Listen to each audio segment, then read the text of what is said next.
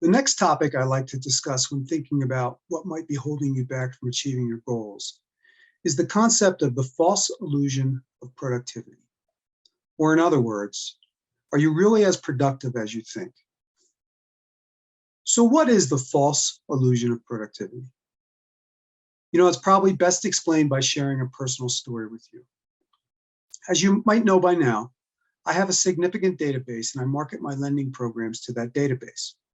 My target clients are real estate investors.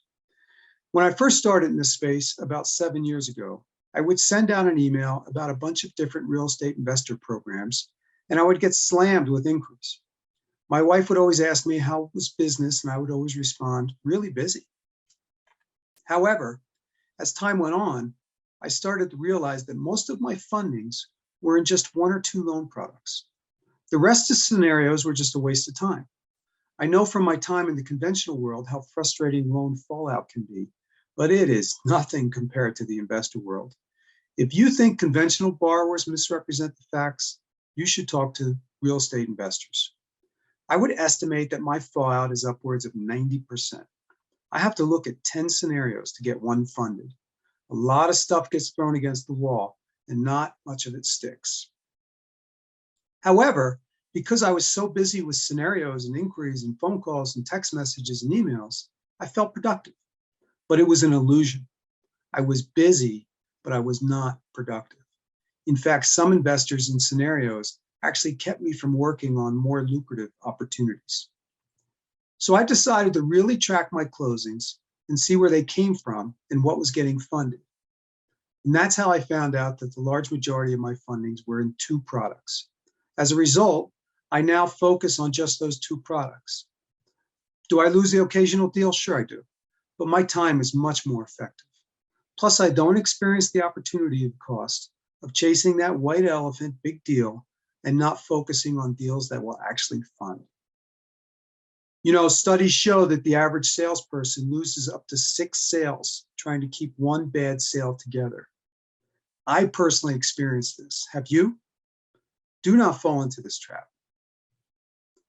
The study also states that most mega producers sell 1 to 2 loan products and partner with 1 to 2 funding sources. I fund my 2 loan products with 2 primary funding sources.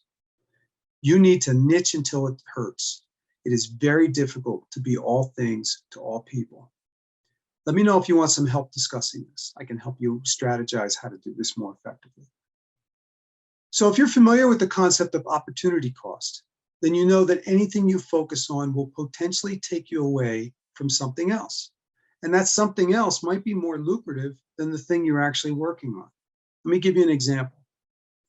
One public speaker I know who's also an author tells a story that as a public speaker, he can make about $5,000 per speech. However, as a writer, a good selling book can make about $500,000. However, when he takes a speaking gig, he typically has to prepare, then travel to the site, do the speech, then take a few days to unwind. Ultimately, he realized that his speaking schedule severely impacted his ability to write. So the opportunity cost of accepting $5,000 speaking gigs was the loss of a potential $500,000 in book sales. As a result, he decided to significantly decrease his speaking engagements so he could focus on his writing. And since then, he's published 2 successful books. You need to be aware of the opportunity cost of doing certain things. And one concept that might assist you with this is the productivity pyramid. Now, there are tons of time management philosophies out there, but I wonder, can you really manage time? Time is elusive, it can slip away. In fact, we all have a total of 168 hours per week. We work, sleep, eat, play, et cetera, and it's an ongoing juggling act to coordinate all those activities. Maybe we should focus on how productive we are instead of trying to actually manage time. Particularly if you realize that most people in North America are productive for about 3.5 hours out of an 8-hour day. So with those poor productivity statistics in mind, let me share with you the productivity pyramid. The best way to envision this concept is to draw a pyramid on a piece of paper and divide the pyramid into 4 sections from bottom to top. Now, the bottom section is considered brown time. This is time where you do activities that have no real value. They put no money in your pocket, such as binging on Netflix or surfing social media. It contributes very little to your ultimate goal. The second section from the bottom is called blue time. These are activities that you need to do to accomplish your goals, but they may not be the best use of your time. For example, inputting data into a CRM is important for future business, but not really something you should probably do. Delegate this to an assistant or a college intern, as I'll discuss later in the program. The third section from the bottom is green time. These activities directly impact you meeting your goals. Making sales calls, talking to sources of business, this would be green time. I'm not sure you can really delegate that effectively. Lastly, the top section is gold time. And these are activities that have a strong lifetime positive effect on you in many ways, such as working with a coach like Mike Collins, taking classes, learning a new skill, going to the gym, etc., etc. Now, on the pyramid, draw a dotted line separating the bottom two sections from the top two sections. Then put a percentage of how much time you think you spend in each section, total of 100%. Now, take a look at your percentages and ask yourself, am I mostly above the line or below the line? And then ask yourself, where do successful people spend most of their time? That's right, they're going to be above the line. So you need to think about whether you need to reallocate where you spend your time. If so, one way to help you do this is the concept of the 4 Ds. You need to do something, delegate something, delay something, or dump something. When looking at where you spend your time, can you see where you can better manage your activities? What can you delegate? What can you delete? What should you delay? You need to think about this. The final concept in this section is the idea of time blocking. This is commonly referred to as the Pomodoro technique.